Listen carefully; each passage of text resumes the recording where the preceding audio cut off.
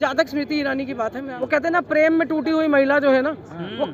कभी राहुल गांधी पे कोई क्रश रहा होगा जिसको राहुल जी ने एक्सेप्ट नहीं किया। नहीं तो कोई भी किसी भी मुद्दे पे सेंसिटिव हो, अच्छा हो, बुरा हो, हर तरह से लेके महिलाओं का हो, उत्पीड़न का हो, सड़क पे होती हुई एक्सीडेंट्स का हो, वो सीधी कूद के राहुल गांधी के ऊपर पहुंच जाती हैं। उनके अलावा उसे राहुल गांधी से अगर जुड़ा हुआ मुद्दा ना हो, कांग्रेस से जुड़े हुए मुद्दे ना हो, तो शायद वो बोले भी ना। बेटियों को न्याय मिलना निर्भया के बाद से बंद हो गया,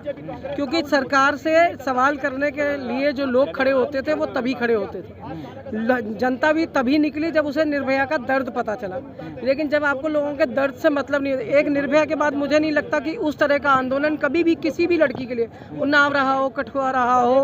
हाथरस रहा हो, कंझावला हो गया, मतलब कहीं भी किसी भी बेटी के लिए न्याय मांगने के लिए जब आप इमोशनली उससे जुड़े हो। मुझे याद है इसी जंतर मंतर पर जब निर्भया हुआ था, लड़कियां नहीं लड़के भी जब आप कोई भी जना खड़े होकर उसके बारे में बात करता था तो उसके ऊपर जो ब्रूटैलिटी, जो क्रूएलिटी हुई थी, उसके ऊपर बात करते करते लड़के तक रो पड़ते थे, औरतें फपक फपक के रोती थी। लेकिन आज जब इन लड़कियों के साथ ये हो रहा है, तो पहली चीज़ तो आप ये सोच के वो करते थे कि बड़े आदमी के खिलाफ हो रही है तो बड़ा मुद्दा होगा, ये सेलिब्रिटी बनने की कोशिश में, लाइमलाइट में आने की कोशिश में, इस तरह की बातें करके लोग इन चीज़ों को दबाने की कोशिश करते हैं। वहीं आपने पहले भी अभी एक सवाल किया कि फेडरेशन जो है उसके अगेंस्ट में है, तो क्या आपको कहना है? तो फेडरेशन के अगेंस्ट में जब होता है, जब आप ये कहते हैं, मैं भी जब आ रही थी तो मेरा जो कैब ड्राइवर था वो मुझसे कहता है, दीदी आप बुरा मत मानिएगा, आप जा तो रही हैं जंतर मंतर, पर मुझे सिर्फ एक बात बताइए कि एक पेड़ को मैं काट रहा हूँ, पीछे आपका घर है, 3 दिन आपने पेड़ काटा, तीसरे दिन मेरा पेड़ आपके घर पे गिरा, पर आप मुझे तीसरे दिन टोक रहे हैं कि पेड़ क्यों काटा आपने, 3 दिन से कट रहा था तब क्यों नहीं बोले? वही उन्होंने इल्ज़ाम इन लड़कियों पे लगाया कि जो इनके साथ जो है हो रहा था तो ये पहले क्यों नहीं बोले। लेकिन बीइंग अ महिला मैं एक चीज़ जानती हूँ कि किसी भी बात को, इस तरह के जो इश्यूज़ होते हैं उसे उठाने से पहले महिलाओं को ये 10 बार सोचना पड़ता है कि बाहर तो समर्थन बाद में जुटेगा, पहले मेरे घर वाले क्या कहेंगे, पहले मेरे घर वाले क्या कहेंगे, मेरे घर में से मुझे वो सपोर्ट मिलेगा कि नहीं मिलेगा, ये सारी चीज़ें। जहाँ तक स्मृति ईरानी की बात है, मैं जो मेरे दिमाग में है, मुझे लगता है कि वो बायस्ड है राहुल गांधी से। वो कहते हैं ना, प्रेम में टूटी हुई महिला जो है ना, वो कभी राहुल गांधी पे कोई क्रश रहा होगा जिसको राहुल जी ने एक्सेप्ट नहीं किया। नहीं तो कोई भी किसी भी मुद्दे पे सेंसिटिव हो, अच्छा हो, बुरा हो, हर तरह से लेके महिलाओं का हो, उत्पीड़न का हो, सड़क पे होती हुई एक्सीडेंट्स का हो, वो सीधी कूद के राहुल गांधी के ऊपर पहुंच जाती हैं। उनके अलावा उसे राहुल गांधी से अगर जुड़ा हुआ मुद्दा ना हो, कांग्रेस से जुड़े हुए मुद्दे ना हो, तो शायद वो बोले भी ना।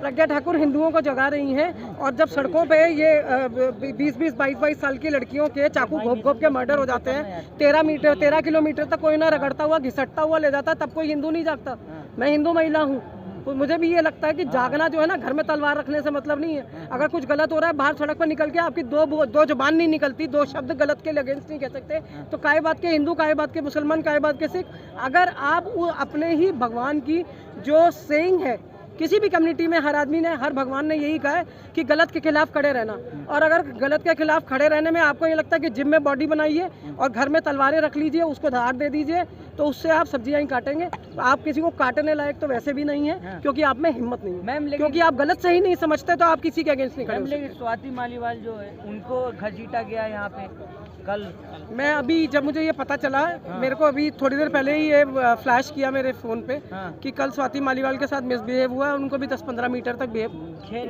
खींचा गया। तो ये जो घसीटने वाली घटनाएं अभी लगातार शुरू हो गई हैं, इसको घसीटा, उसको 1 तारीख से हम यही सुन रहे हैं। अगर उनको बेंगलोर में बुजुर्ग को स्कूटी पे घसीटा, सबको साथ यही चल रहा है। लेकिन एक चीज़ मैं आपको बता दूं कि सड़क पर चलते हुए आदमी भी जो है, अगर आप गलत के खिलाफ, बेंगलोर में लोगों ने रोका, उसको पीटा, उसने स्कूटी रुकवाई कि नहीं रुकवाई, इसी तरह के इंसिडेंट पे जब तक आप नहीं बोलेंगे तो प्रज्ञा ठाकुर हिंदुओं को जगाती रहे, तलवारों में धार लगवाती रहे, कोई फर्क नहीं पड़ने वाला। सीधी बात यह है कि जब गलत होता है तब आपको उसी टाइम रिएक्ट करने का मतलब है, और अगर आप रिएक्ट करने लायक नहीं है तो कल अपने लिए जब आपके घर में कुछ हो जाएगा तो अधिकार मांगने किसी दूसरे से ये मत कहिएगा कि मेरे घर के बाहर एक मोमबत्ती जला दो, मेरे घर में ये प्रॉब्लम। मैम, लेकिन जिस तरह से तमाम मुद्दों पे कहा जाता है कि हिंदुओं को एक हो जा, मंत्री अभी उनका ट्वीट भी वायरल हो रहा है, इसके लिए क्यों नहीं आ रही? अगर लड़कियां यहाँ सड़कों पर बैठी हैं तब हिंदुओं क्यों नहीं एक किया जा रहा है? जहाँ पे आज आपको मेन स्ट्रीम मीडिया दिखाई दिया ना,